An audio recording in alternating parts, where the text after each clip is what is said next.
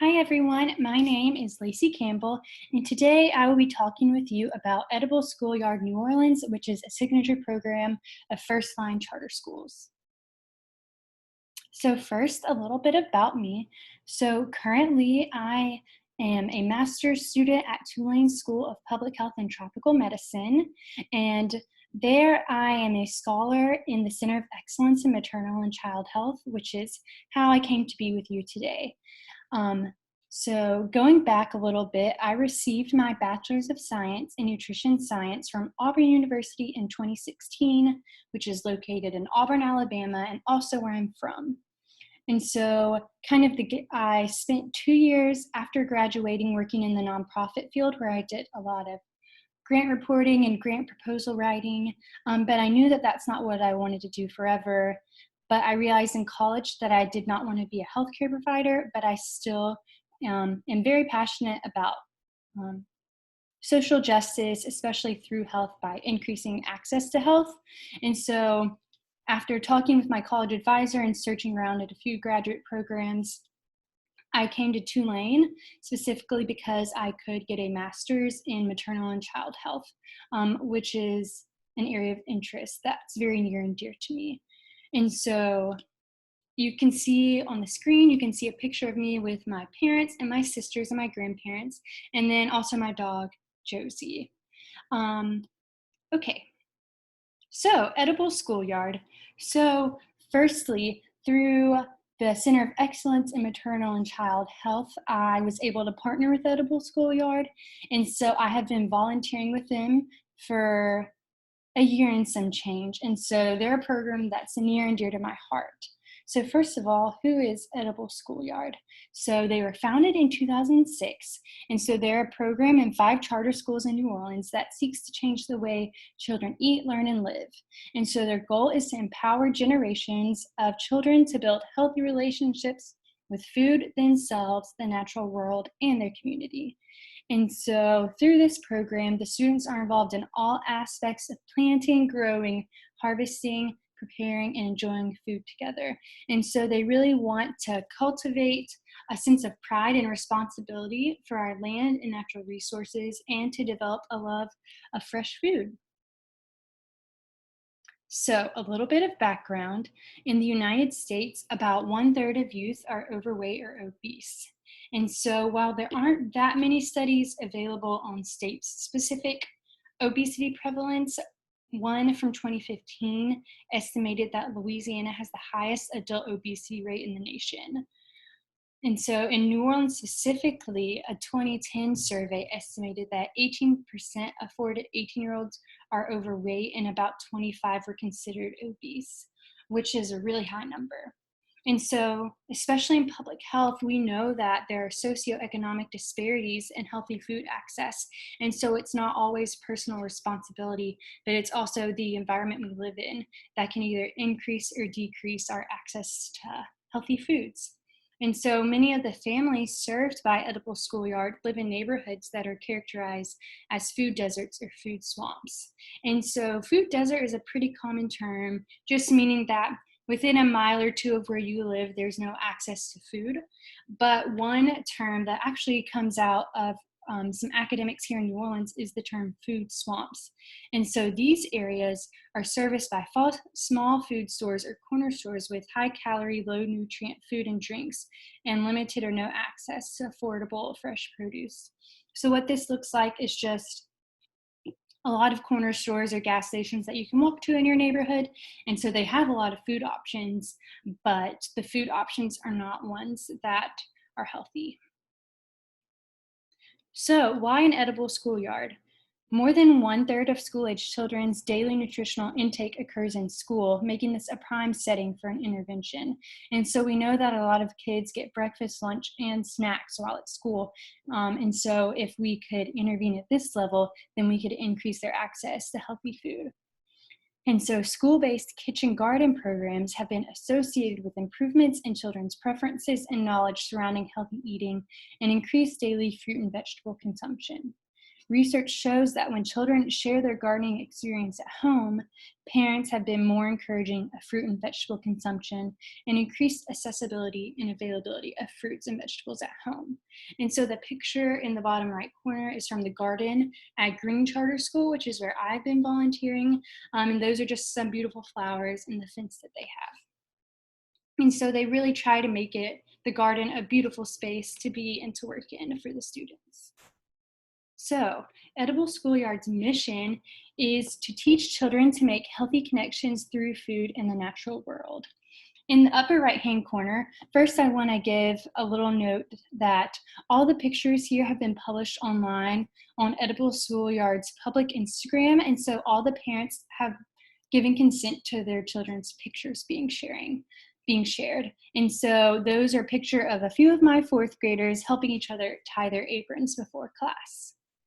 So back to the mission. So Edible Schoolyard really just wants to teach children to make healthy connections through food. And so they want to increase long-term well-being of students and their families and our community. And so they do this through various ways. So first, they're hands-on kitchen and garden classes in the school curriculum and culture. So at all of the first-line charter schools, they are either pre-K or kindergarten through 8th grade, and so they typically have the same students for all of those years. And so it really creates a community within the schools for the kids to learn in the kitchen and garden classes because they'll have these same teachers for 8 or 9 years. And then not only do they do that, but they invite the students and their families and even the community or the neighborhood to experience local food through events involving chefs, farmers, and community partners. And I'll talk about what this looks like a little more later. They also support core academic learning in garden and kitchen classes. So say they're learning in science about soil or evaporation, the garden teacher that same week will also show what that looks like with hands-on learning in the garden class. They also work by maintaining beautiful school gardens that stimulate students' curiosity and desire to learn about the natural world. They also cultivate safe places for social and emotional development. So a lot of times the kids have been hard at work all day in their academic and science and math. And so when they come to their kitchen and garden classes, it's kind of a reprieve from the pressure of academic learning. And so sometimes we'll see students just need a breather. And so in both classes, there's an area for them. They can just excuse themselves. And so they're taught different breathing exercises just to get some self-regulation in there. And so that's been really helpful for our students. And while we want them to learn these hands-on things, we're also walking alongside them for their social and emotional development. And last but not least, they collaborate to provide healthy, nutritious food in welcoming school cafeterias. Especially in Green, where I volunteer, our kitchen, the teaching kitchen, is right next to the school's kitchen. And so we work a lot with the staff in the school kitchen, giving them food and sharing recipes back and forth and such. So we really work alongside them. So, current programs. So first of all, one I've discussed a little bit is the gardening classes. And so the kids learn to grow their own food through hands-on gardening classes, which is also tied to their science lessons. And they experience the joy and hard work of growing their own food right on their very own school campus. And so the largest garden is 1/3 of an acre at Green Charter School. And every single school also has their own garden. And so they're not planting every single day or harvesting every single day, but they're also learning about flowers and about bees and other pollinators. And they also have celebratory days. So one big thing at Green is called Watermelon Day, which is a lot of fun. And so they've grown some watermelons. So we've also have a lot of watermelons donated. And so in kitchen class, we cut up all the watermelon for everyone, and then they just have a fun day of different watermelon games, like spitting watermelon seeds or just eating different colored melons, just to celebrate garden class. And then in kitchen class, they teach children how to prepare and enjoy the food that they grow. So this is a comprehensive seed-to-table experience for the students, and it's hands-on cooking classes, which provides the opportunity to prepare and enjoy the foods grown in the gardens. And so What they really seek to do in this program is to have a low student to teacher ratio. So depending on how big the school or the class is, at Green, that's currently like 7 students to 1 teacher. And so the teachers really get to know the students really well and to work hands-on with them, which is a really great thing to make everyone feel more of like a community and a family. And so for community and family programming, they have various things. So one is once a month, we host food and family nights. And so all the families come to the school after work, and there are different recipes they get to learn, and the kids get to teach their parents what they're learning in class, whether that be harvesting vegetables in the garden for dinner, showing their parents or caregivers their knife skills or how they can cook something on the oven. And the kids love showing their parents what they've learned. And the parents really like it too because they get to take home as many leftovers we have. They also get to take home every recipe, and it also helps increase communication between the parents and the teachers so everybody's on the same page. There are also open garden days, and a lot of these happen in the summer. And so that includes students, parents, caregivers, and even the neighborhood around the school. And so you get to help in gardening and composting in the garden, and then you also get to harvest some vegetables and take them home. And they also provide a lunch for everyone who helps. And lastly, there is a program called Budding Entrepreneurs. And so this is really for the older kids, about 6th to 8th grade. And so they take their produce and they host a farmer's market, and they also have different farmers come in and help them learn to sell to market. And so it helps them learn how to work with customers, how to decide how much they should charge for their produce, and even bargaining sometimes. And so it's really fun for the kids to have this practical experience. So, does this model work? In 2018, Edible Schoolyard partnered with some researchers at Tulane, and they conducted a qualitative analysis. And so they authored a report that teachers and parents believed that these programs were successful and helped students in 4 areas. And those 4 areas are food and health, development of life skills, participatory learning, and family and community. And so first, what they did was they first met with leadership of all the schools in the program to get a really good working definition, like I've given you, of what their program seeks to do and their goals and their objectives, so that they could accurately measure if they are working or not. And so to conduct this, they held 10 focus groups, and so this included teachers, parents, and students. So the students included ranged from 5th grade to 8th grade, just because they're a little older and able to communicate their feelings a little better about the programs. And most of them have been in these programs since kindergarten, and so they have a lot of experience with it. 28 students were selected from the schools, and then 12 parents were randomly selected from each school, and the focus groups were held on site after school. And so what they did was they put a lot of flyers around the schools and handed them out to parents, asking if they'd like to give their feedback about the program, if their child had been in the program. And so that's how they recruited participants. For the parents in 5th to 8th grade, they just pulled some students out of the classes. And teachers are recruited from 2 schools via flyers, and out of those, 12 were also selected from each school. And so I pulled some quotes from the report. And so the first quote is from a teacher that said, "It helps our students be more open-minded about things. They are more willing to try more fruits and vegetables. Anything that the garden teachers give them, they'll try it. This translates to other things in life and provides a positive message." And so I've seen hands-on students might say, "Ooh, that's gross, that has dirt on it." But then once they go into the kitchen class with that food and they wash it and they prepare it and they eat it, they enjoy it more times than not. And none of the teachers force the kids to eat anything they don't want, but they do encourage them just to try it, because you never know if you'll like something until you try it.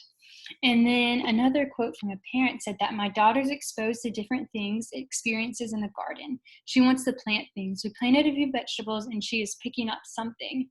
And so this really shows the longevity of this program, and that it's not just impacting students in the classroom, but they're taking it home and sharing with their family, which is one of the goals of Edible Schoolyard.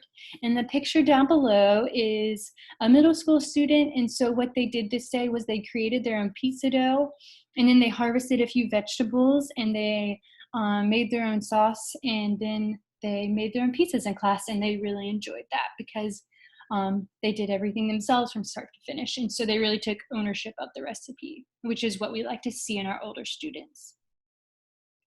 So this is from the qualitative analysis. And so as we know, we use the social ecological model a lot, especially in community health programs and public health. And so the authors of this report broke down focus group themes into the different SEM levels.